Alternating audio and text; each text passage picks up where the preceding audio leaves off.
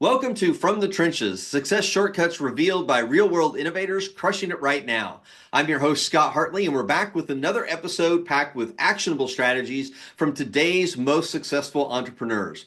If you're tired of generic business advice and ready for real cutting edge tactics that are working right now, you're in the right place. Now, we all know that marketing can be hard, and account based marketing is usually expensive, tech heavy, and it can take a long time to see results. But my guest today has developed a unique, highly successful framework for building an account based marketing program that works. So let me introduce you to Mason Cosby.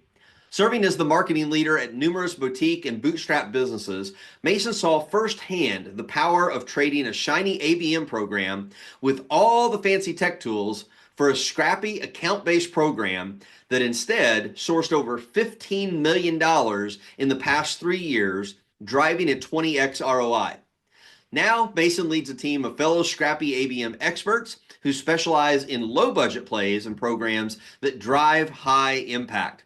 Mason, welcome to the podcast. God, thank you so much for having me. Very excited to be here. Yeah, so I'm excited because when you hear the word scrappy, and you don't really hear that a lot, but when you hear the word scrappy, it's like, oh, I want to know more about that. How can I, kind of like be that scrappy entrepreneur that's getting the results, but without having to go through all the headaches and everything. So definitely looking forward to diving into that today. So before we kind of get started, though, kind of tease the background that you gave us that you were a marketing leader at a lot of boutique and bootstrapped businesses, which, that's a lot of my audience for this podcast are the Yeah. solopreneurs, the people who are just like, hey, I'm taking it, one day, 1 week, 1 month at a time. So tell us a little bit about your backstory and then how that kind of got you to where you're at today. Yeah, I'll make a relatively not long, but medium story short. I started my career actually in B2B print advertising, Okay. which nobody wanted to do that. But it paid most of my bills. Yeah. And that was a very helpful foundation because in that role, I sourced my own pipeline, worked my own deals, and like managed my accounts long term. So Hmm. really like full cycle. Inevitably, I transitioned out of that job into a marketing job, and I led marketing at a fintech company that had been bootstrapped to 20 million in ARR, meaning annually recurring revenue. So Hmm. really solid foundational business. And I was trying to figure out how to do marketing, and somebody explained to me this concept of account-based marketing, where they said, "Well, what if you just marketed to named accounts that you wanted to be your customers?" I was like, "What is everybody else doing? Like that sounds really logical. Like Uh-huh. I want those people because they're our best customers." So Right. that's where I learned about account-based marketing. From there, transitioned actually into an agency because I realized I didn't know a whole lot and I wanted to learn a lot more. So I Hmm. actually ran marketing at an ABM agency. So my job was to marketing to marketers. Most fun job of all time. Um, and then really that's where I kind of earned my stripes and learned a lot because I had to manage it all. Hmm. And the other thing is when you market in a marketing space, you've got to be good. Yeah. Because if you're not good at your own marketing, that's what people judge you on. So Yeah. I had to get good and do it scrappy. That's where I built my first ABM program with $0 in additional budget. Wow. And that program ended up being really successful. We ended up getting acquired. So it went from a 30-person company to a 600-person global agency, Wow. where I then managed both marketing and sales six closed $9 million. So that was super helpful Hmm. in learning how does this work in other spaces. And then from there, I actually transitioned into a sales education company that was 15 people, completely bootstrapped, up to 5 million in ARR. That was a ton of fun, but really got the itch to go back into the ABM space. Hmm. So then launched Scrappy ABM. We're about 2 years in, and within that 2 year time frame, uh, have already closed 3 million in sales for ourselves and helped our clients generate over about 15 that we are currently already seeing the results on. Fantastic. Yeah.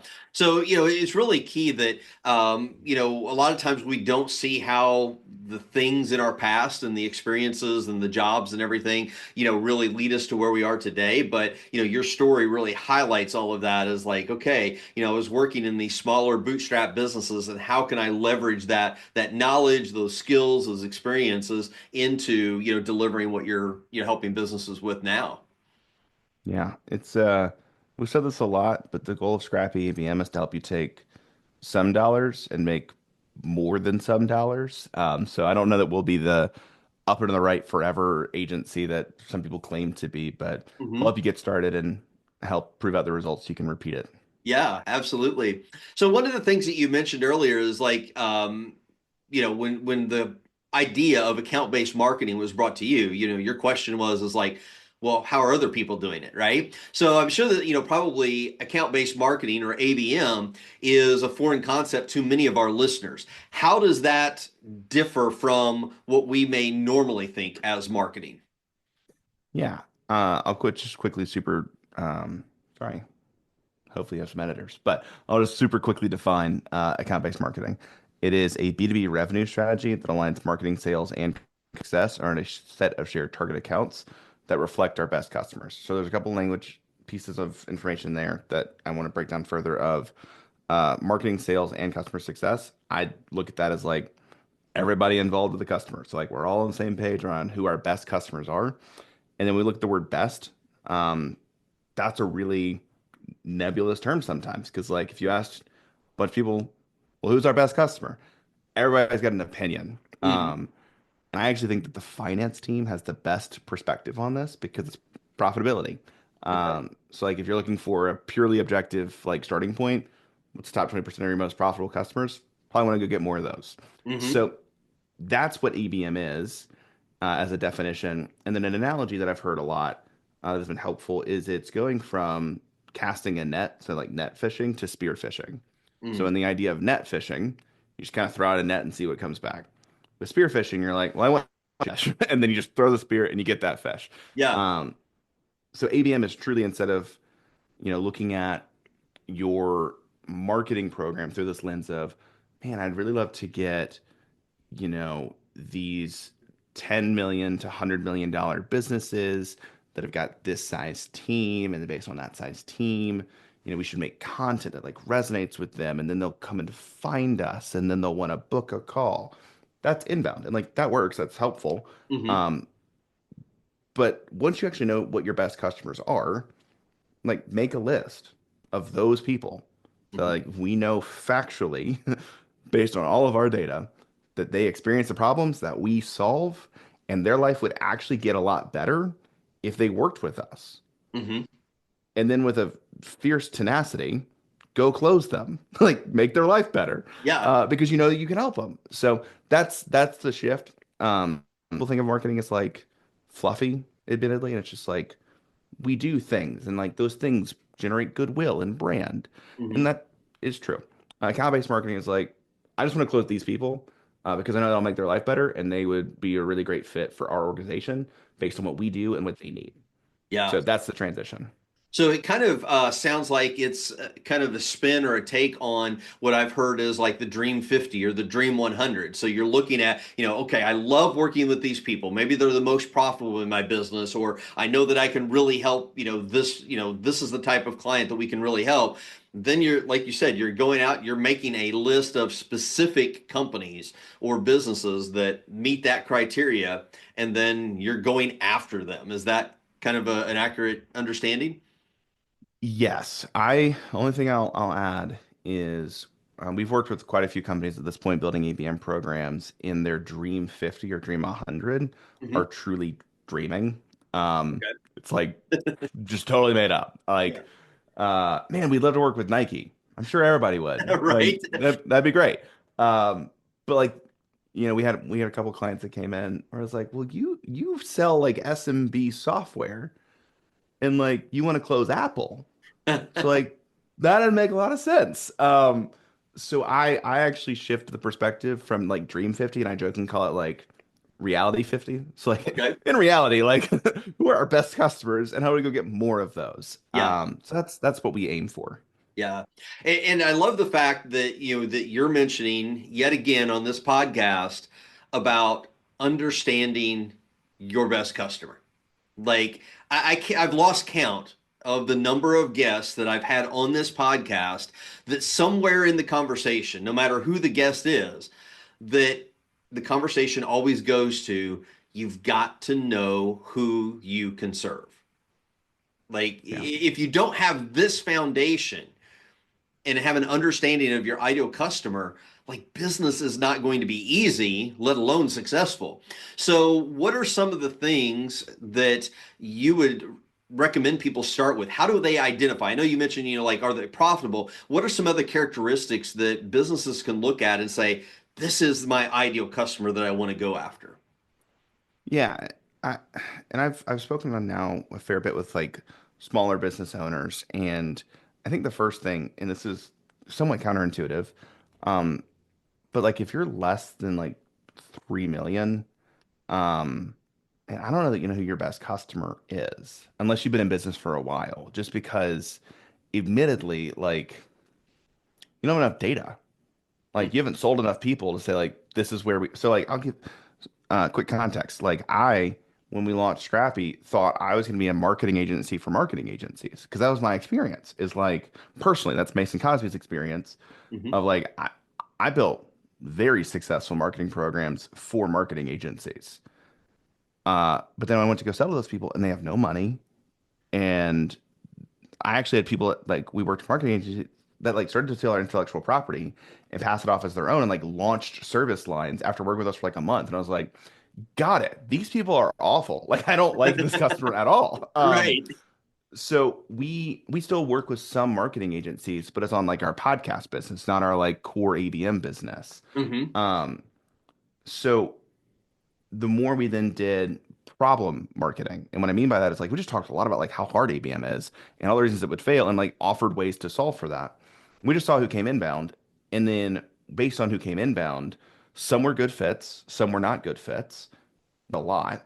Um, and I just kind of in the first year was just like I'm really happy to just like give people refunds. Like if we didn't help them, like the worst they can say about it is we gave it our best shot. It didn't work, and then we refunded them in full, Hmm. and said I'm sorry. Yeah. Like if that's the worst somebody can say about me, great. Like Yeah. I'm pretty happy about that.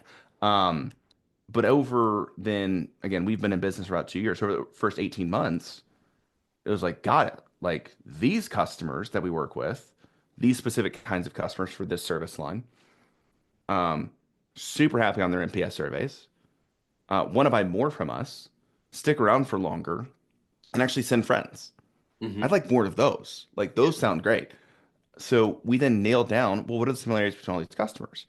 And that is where we then determined we have product market fit. Hmm. And before you have product market fit, you actually don't know who your best customer is because you don't have a problem that fits the market. Like that's that's the definition of product market fit. Like Right. our product really good for this market. So until you know who that is, like you don't have a best customer. Hmm. So I give that really long, somewhat ramble, sorry, just to simply outline like if you don't actually know who your best customer is and you don't have enough data because you haven't had enough reps with customers, just go get more customers and like do your best and Hmm. see when you do your best who's like super happy Yeah. and like sticks around for a while and sends more friends and it's a high NPS survey. And like if you're a CEO that's got a team, it's counterintuitive, but like think about the customers that you actually like don't hear from because happy customers don't complain because they're happy. Complaining customers, you get brought all the time. So Yeah. like think about the customers you hear about the most, and you're like, I don't really want more of them. I don't want to hear about them because they're upset. So like, think about it in that lens, and then you can be like, oh, this is our best customer. Um, and that's ways that you can find it in a small business context. Yeah.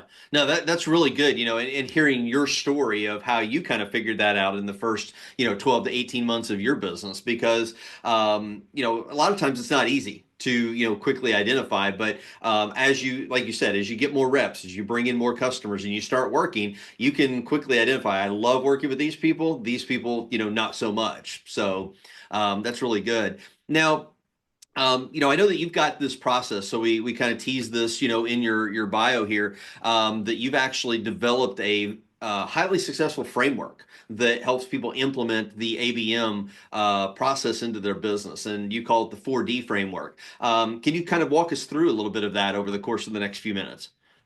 Yeah, happy to. And I always want to give credit where credit is due. This is something that our team developed. Like I kind of word vomited at a bunch of people, and they were like, "Oh, so like this." And I was like, "Yes." And then like contribution is the last D because like we probably need something around tracking. So, admittedly, like this was very much so a team effort. So I don't want to Sure. say like, "Oh, this is like." something I always intentional to try to do. So long and short, 4D framework stands for data, distribution, destination, and direction. What that functionally breaks down into is data would be a mix of targets and triggers. So targets, everything we just talked through, like who's the best customer? What, and I'm sure everyone on this that's listening to this podcast has gotten an email. It's like, hey, it looks like you breathe and work in this industry. I'd love to sell to you. That's targets. So like they nailed targeting if they actually got like the right industry. What they missed is triggers. Triggers are reasons to reach out that create specific context, which then allows you to nuance your messaging. So Hmm. most people don't struggle with the targets side. What they struggle with is, well, wait, I have to have a reason to reach out that's actually relevant. And the answer is yeah. Like that's how you get a response is relevancy. So you want to marry your targets with good triggers to then create that messaging. And that's the first D. Hmm. Once you've kind of nailed that, this was like way more simple. But that's the hardest part. It's just like Yeah. nailing targets and triggers and messaging. Um, so once you've nailed that, then you move into distribution. Distribution is exactly what it sounds like. Like, is it a LinkedIn ad program? Is it an outbound sequence? Is it LinkedIn messaging? Like, how do we get in front of people and just answering that question? And Hmm. then the other thing that we've started to talk about more about recently is just the differences between direct and indirect channels. So indirect channels are things like ad programming, where they just kind of your messages show up where your audience lives. And these are great for people that don't know that you exist or have like a casual. So, like, I'll just put it super bluntly. If somebody listens to this podcast and they've never heard of me and then they get an email from me like the next day, weird. Yeah. Like, but if they start to get ads or they start to get an invite through social or they start to see our organic social content, Hmm. not weird. You're like, oh, cool. Like, you're just showing up and now I'm familiar. So, like, indirect channels, those are better earlier stages. Hmm. Whereas direct channels like email, LinkedIn DMs, like way, way later stage, those are better for conversions. So just as you're thinking through distribution, also think about where the buyer is in their journey Yeah. of their familiarity with you. So that's distribution. Next is destination. The destination is just simply where you're actually sending people. So like most people, when they do any kind of an outbound program or a targeted program, the only thing they say is like, "Hey, would you like to book a call?" And I don't know if you know this crazy thing. If you go to somebody's website, like 9 times out of 10, there's a button at the top right-hand corner that says "Let's talk" or "Book a demo." Hmm. Most people know that. So like they didn't need help figuring out how to book a call with you. What they needed help is guiding them through the actual journey of making a decision. Hmm. They don't have information at this moment to say like you're worth my time, to put it bluntly. Yeah. So what you want to do is with the destination, you want to build information. You want to teach, you want to train, you want to educate through that process. And then lastly is direction, which is just simply how do you plan to track it. So like that could be a page view, that can be a form fill, that can be any number of things. But that's the goal is that you actually have clear targets with clear reasons to reach out with a good thing to say in a channel where they're engaged, sending them to something that helps them today with tracking capabilities to know that they actually engage with the thing. If you Hmm. do that, you have actually a repeatable process you can run over and over and over again. Very awesome. Yeah. So, I mean, in breaking all that down, I mean, it makes a lot of sense. And I love the fact that kind of talked about, the triggers and, kind of that early stage there, when do you make that decision? Because, I mean, as you discussed, we're all bombarded with cold emails. I don't know why people still insist on doing cold emails. It's really counterintuitive to me. But, cold emails, you get the horrible LinkedIn DMs, and all that. When do you like make the determination like now's the appropriate time to reach out? That maybe you feel that they've seen enough of those indirect marketing messages to be at least be familiar with you, and the problem that you solved, that now it's time to make that outreach. So my answer is a little bit different. And again, I want to give context that like I work in a marketing industry Hmm. and my industry has been awful to people. Like we've abused every tactic. So like I've said marketers ruin everything. So yeah, so like I'm I'm actually really reserved on this front. So I actually spent last week we used in our newsletter. We said, "Hey, if you're on our newsletter list, like we actually love for you to send us your ICP, which stands for Ideal Client Profile, your Mhm. and your goal, and we'll actually record a breakdown giving you insight on what we would do if we were in your shoes." And I Yeah. sat down and I recorded 12. Like we had 12 people that were like, here's our stuff. I was like, that's awesome. So like Yeah. I sent 12. And then I actually followed up with every person and said, hey, did you have any questions? And then I had 10 people actually take me up on it. So I sat down with 10 people for 30 minutes and asked more questions and was more helpful. Yeah. And at no point did I ask for the sale. They're like, you're insane. Well, what I heard from eight of those people is, yeah, I'm going to give this a shot in Q2, but then I have budget unlock in Q3. And I actually really love your help to like make this thing more repeatable. Hmm. Great. So like I got really, really great insight from our best fit customers that like when their budgets are going to unlock. And they asked me to follow up because I was so helpful for so long. They're literally asking for the follow up. Hmm. Now, that is a longer sales cycle or a Sure. longer process than some people would want. But then, like for us, a deal that's in pipeline closes in 60 days because they're real deals that like are trying to close right now. And Hmm. everything else, they're just marketed to or like nurtured or BD'd or whatever you want to term it. Yeah. So for me, I I would wait like a really long time. And the other thing is, if you think about it, like an ABM program, or these are your best customers. So like if you're hopping on a couple extra calls to just be genuinely helpful and build an actually like lasting relationship, Hmm. at it the time investment is worth it because they're your best customers. Yeah. Yeah, that makes so much sense. And, it's kind of like, Frank Kern, the results in advance strategy that he talks about, really delivering that value and showing, number one, that you're somebody that can be trusted, that you're not just out there. It's like, I got my number, for this month and, I've closed that deal. That you also know what you're talking about. That you're willing to say, hey, let me help you right now. Even though you're not paying me to help you, let me give you some help. That Yeah. just builds a lot of goodwill that at some point in time, whether it's that particular customer or another one, like it's going to come back to you, right? It's just that principle of Yeah. reciprocity at some degree. Well, yes, and forgive me for saying it so bluntly, but like I only did that for people that I knew were good fits. Yeah. That like I actually had on my name target account list. And I said, sweet. It's like if you shift the perspective of, oh my gosh, I gotta like help somebody for 30 minutes and then like there's no guarantee I'm gonna get paid to I'm literally getting told by someone that works in the organization their exact problems and when their budgets are going to unlock and what they're trying right now that is unpublished anywhere else. Hmm. That's pretty cool. Like I get insider information. So then Yeah. if I want to multi-thread up to the VP, I have a relationship and I started to build reciprocity with that relationship Hmm. and say, hey, I've been talking with Lacey for 6 months. And like Lacey's a real person. It's like I've been talking with Lacey for 6 months about your ABM program. I actually been giving her guidance along the way. Here are the podcast episodes that I've already sent her way. And here's actually a video that I made breaking down your program 3 months ago.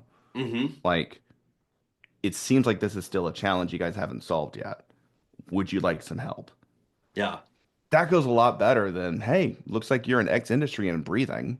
Can guarantee the results will on that will be exponentially better. Yeah.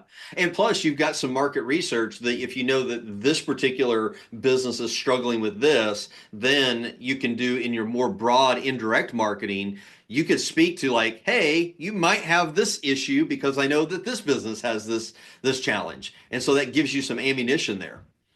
Yeah, I shouldn't say this, but I'm going to anyway. We've had quite a few people that have really like taken, and this is gonna sound bad, but like taken a lot of my time, um, and really have no budget, and that's fine. Hmm. Um, my salesperson was like, would we feel comfortable going to their competitors and just like with an email that says like been talking to blank, and just like outlining not any inside information that's like too private, just like I know Yeah. people in your industry are struggling with this, and like we can help you solve that. So like at a certain point, yeah, if you want to go after competitors, that market research is actually super invaluable because you know the struggles of that industry at that moment. Another Hmm. example is we just had a client. Uh, I don't know when this episode's coming out, but like Trump tariffs for auto manufacturing just hit like last week, and like that has decimated a couple of people's plans for this year because like that was not in the plan. Yeah. Um, just like a immediate 25% increase in cost was not a part of the plan. Um, so they're looking at, goodness gracious, we got to get way more efficient on our customer acquisition. to like save our profit margins. And ABM is a really highly effective way for customer acquisition cost. So Hmm. like some people are using the Trump tariffs as a reason to not move forward, whereas other people in the same industry are looking at that information and are saying, we got to get more efficient. We got to get better. Who can Hmm. help us get better?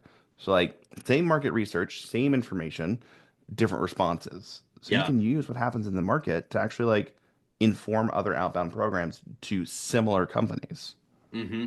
Yeah. And it also goes to speak, to, how do you approach business? Do you get paralyzed by the external things that you can't control? Or do you use that as like, where's the opportunity in this and, move your business forward? Because one of the biggest things that has been learned over time is that the businesses who don't pull back during recessions or, hard economic times, those are the ones that outpace everybody when the economy does start to take off again. And so, those external factors, you have to be very careful with your responses, to those.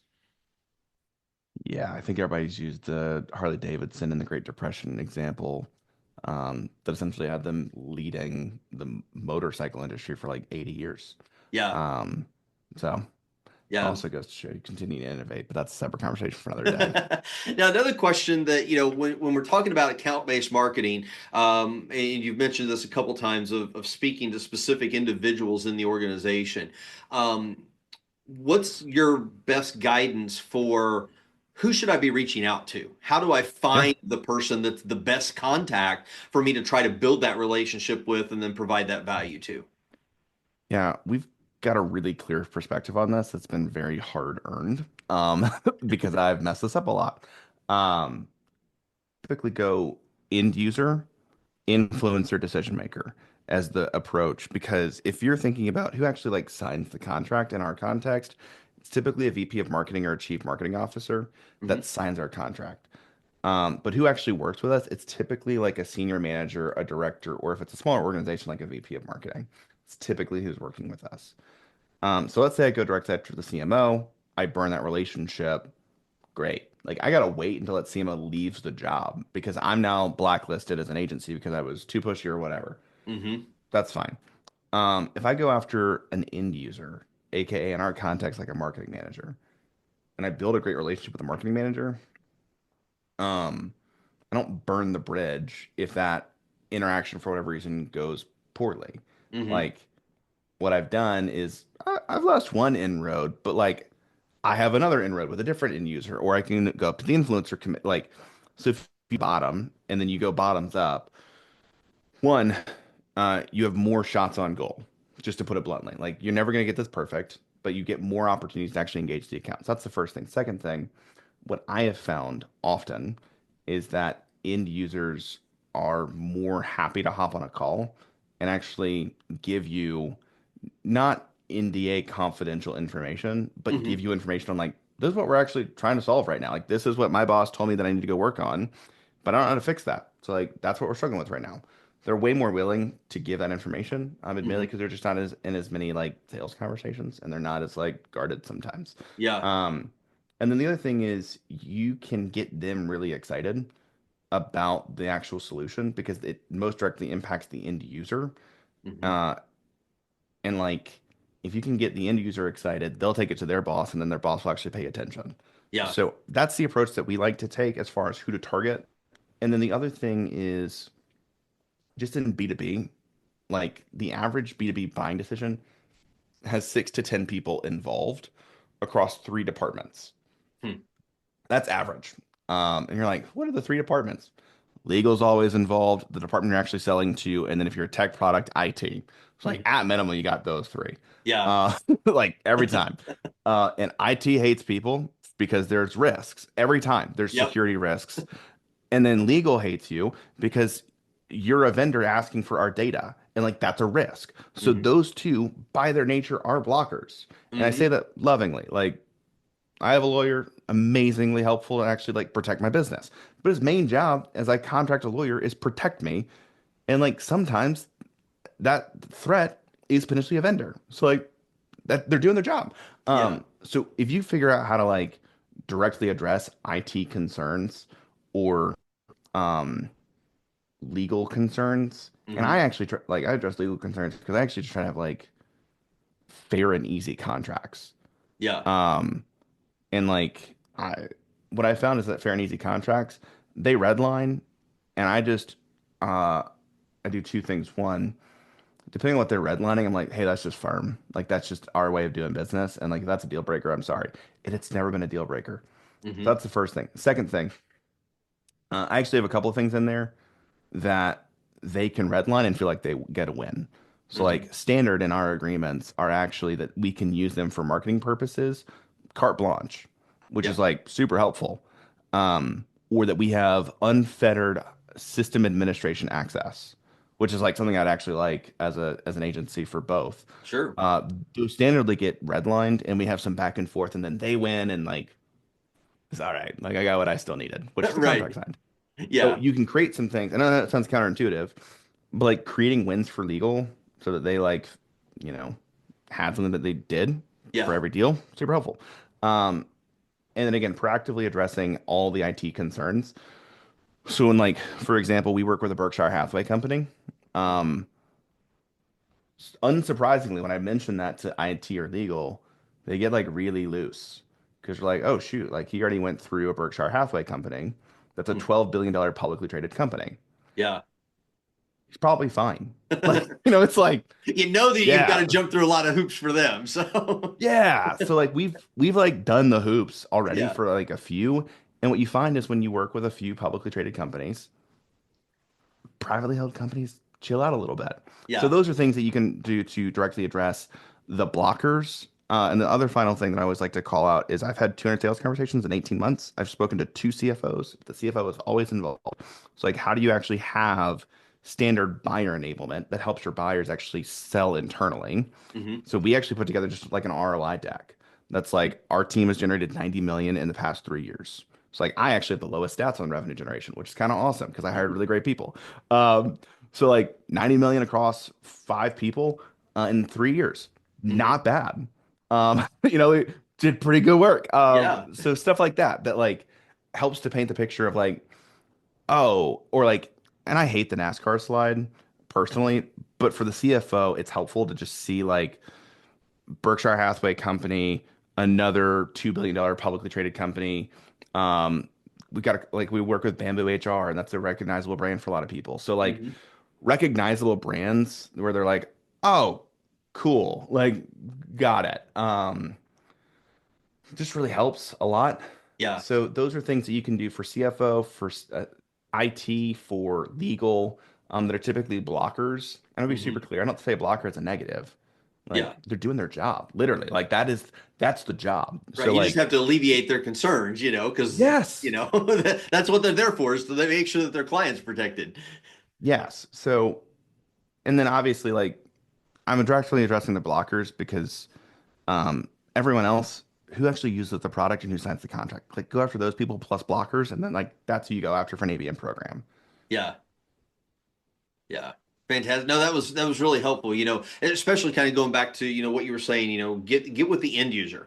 Because if you can get, the buy-in from them, they can be your internal persuasion to the rest of the team that makes your job a lot easier as you're trying to Yep. close that deal, right?